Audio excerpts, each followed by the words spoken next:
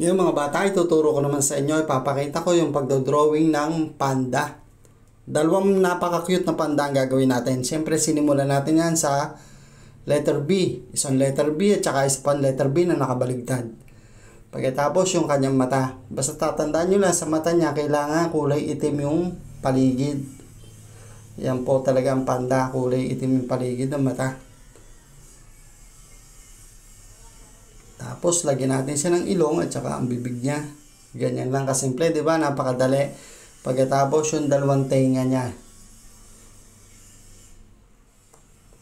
Madali lang ito mga bata. Pwede nyo sundan habang ako nagdo-drawing. Kung kayo may gustong i-drawing ko sa susunod nating video, paki-comment lang dito sa ating pong comment section.